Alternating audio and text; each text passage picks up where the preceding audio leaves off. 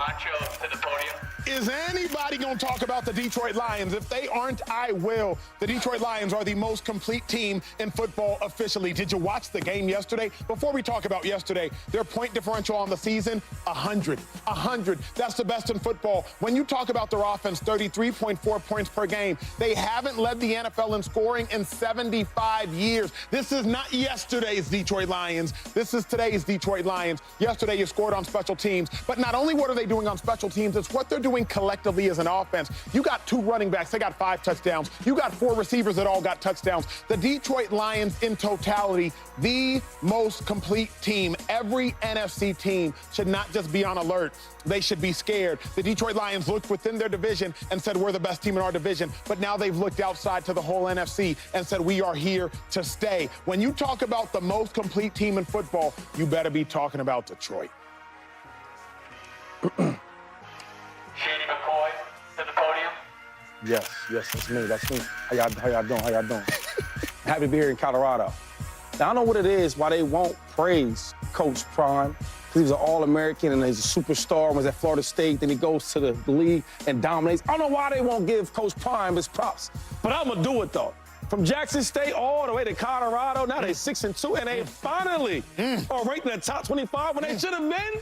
But we're not going to talk about the past. We're going to talk about the present. They finally are top 25 in this league, and they should be. Another thing about Coach Prime, we're going to give him some credit for, because they're 6-2. They only won 6 games, since 2007, only 1 time? So the difference has been made. Coach Prime is for real. Give him his respect the same way I just did.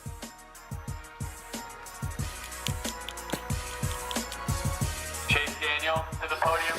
Yeah, Washington Commanders, I am talking to you. Specifically, Jaden Daniels, I am talking to you. You have given hope to the nation's capital. You're 6-2 for the first time since 2008. You're 4-0 at home the first time since 2005. You are doing historic things. And oh, by the way, you are a dog. You have a rib injury. You don't practice all week. We're not sure if you're going to play. You go out there against Caleb Williams, who was the #1 pick, and you proved that you were worthy of the #1 pick. It's taken one person to change the franchise, to change the Washington Commanders from dysfunction to hope, and you are that guy. Keep balling, young man. I've always been a fan. It's a pleasure watching you play because you are instilling hope in a fan base that desperately needs it.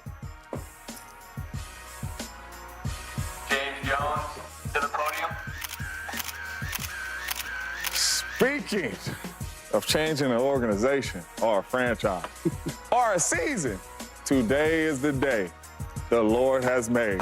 Let's be glad and rejoice in it. That's what Jameis told us before the game. Not once, but twice. And then he goes out there and he beats the dude that's playing the best in the world in Lamar Action Jackson. It looked like the Cleveland Browns had weapons all over the field. Elijah Moore showed up. Jerry Jeudy showed up. Obviously, you got Nick Chubb in the backfield, but the key piece to the puzzle this whole time, the key piece to the puzzle was Jameis Winston, and he beat the Baltimore Ravens. And Shady told us, he said, I'm a betting man.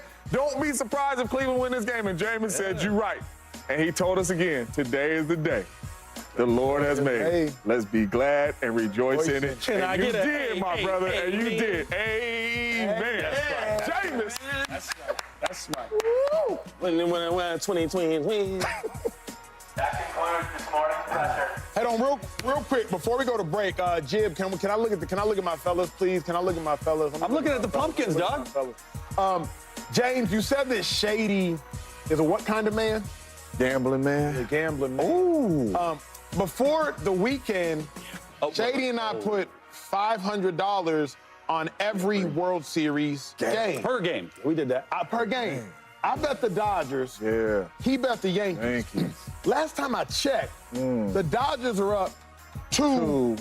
Right. So as I'm looking at my cumulative money on this to this betting man, I'm up a quick band, dog. I can't even see. I'm up a quick stack. You gotta squint your eyes. I'm up a quick 2 zeros in. stack. It's the World Series? In case you was Is the wondering. World Series, is it done or is it finished? It's not done or finished. Oh, okay. All right. Hey, wait, are they in LA or are they in New York? They in New York. Oh, Okay. Well, I guess I'll see you tonight, though. Hey, when we return, it's time to talk about the World Series. Dodgers are up 2-0, but that back in the facility, family. Honestly, this is my favorite show of the year. Not for Aaron Rodgers' sake, though. Jets took a terrible L. They're sitting at 2-6 after losing to the Jets. I don't get it. I just don't get it. Bring us on camera, man. Bring us on camera. Y'all know what happened in the game. Here's what I do not get. Viewers, if y'all are just joining us, appreciate you. You could be watching any show. You hang with the facility. It's the realest show in sports television. I'll tell you that much. We do not mince words. Jets have hit rock bottom. They've hit rock bottom. Here's how I know they've hit rock bottom. You lost to a Patriots team that started the game with the rookie quarterback in his third start. But that rookie quarterback got hurt. So then you lost to a backup quarterback to a rookie quarterback in his third start. You lost to a team whose head coach said that they were soft. But the head coach is a former NFL player who's a defensive player who should not be soft, and players are a reflection of their coach. So you lost to a soft team starting a rookie quarterback in his third start that got hurt halfway through the game. You realize the Patriots haven't scored more than 21 points all season, and you vaunted Jets defense. Oh, you great Jets defense led by a defensive coach. Gave up more points than the Patriots have scored all season, including the preseason. Somebody got to make it make sense. Preseason? It cannot get worse for the Jets than it has gotten now because they're not making the playoffs. They not going nowhere. And you gave up a third-round pick to add insult to injury. So not only did you lose in the present, but you mortgaged your future to lose in the present. I ain't never seen no math like that in my life. Shady, I think the Jets have hit rock bottom. What you? Yeah, I'm finally with you, though, right? And it's not because it's the record, but it's the way they look. If you don't know the record of the Jets and you watch the way they look, they don't look good. You got all these star power, all these talented dudes. And I don't see it. Like, you go out there and you get Devontae Adams. I'm like, yo, that's the next injury they need. They need another superstar on the offense. They getting what happens. You got a fully loaded running back room, fully loaded wide receiver room now. And when's that gotten you? Okay, cool. Let's go to defense. Because defense is pretty good, right? Then you bring Hassan Reddick. I think the only thing for the Jets, I think, that they was missing was a pass rusher. You go out there and get one of the best. That didn't make a difference. Because you can't beat the Patriots. They don't even want to score. Their coach called them out saying they look soft. It's like, what else do you need? So when I watch the Jets, it's over. It's been over. I guess we're in denial because it was still a chance. Watch them now. I cannot forget. Don't right? forget I cannot forget. Not this. on Monday. The quarterback.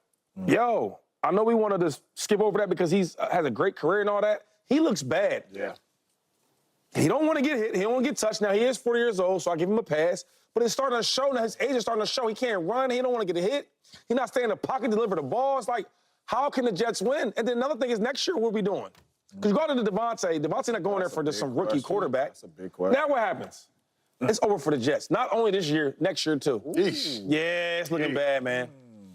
I'll give a You can't fool me no more, I'll give a James. little hope for next year, man. But it's rock bottom for sure. Offensively, you do not make the plays when you need to make the plays. You don't. Right? You're in the red zone. This game, you easily could have scored 30 if you just handle your business in the red zone. You didn't. Okay, cool. You missed some field goals on special teams. You give up a big punt return on special teams after you go down there and score a touchdown. That was terrible. So you're not good special teams-wise. You're struggling in the red zone. You're not really good offensively. All good. Everything's all good. We got Jacoby Brissett got to go 70 yards to score a touchdown on our defense. I'm sure if we said that before the game, hey, listen, man, Jacoby Brissett going to have to go 70 to score a touchdown for us to win. I'm sure all the Jets in the locker room, cool, we got it. It's going to be a takeaway. He goes 70 yards on the defense, and he scored a touchdown. So rock bottom is you don't score in the red zone, you're not scoring points. Not good on special teams. And now your defense can't stop Jacoby Brissett for going 70 yards, scoring a touchdown. That is rock bottom, and that is signs of a bad football team. Ooh, yeah. Yeah, I don't know how anyone can say they haven't hit rock bottom, to be completely honest with you. When you just turn on the tape, forget about everything else. Forget about Aaron Rodgers going weekly on talk shows. Forget about him going everywhere else. Just turn on the tape, and when you look at the tape and take their names off the jersey, take their colors off the jersey, they don't look good.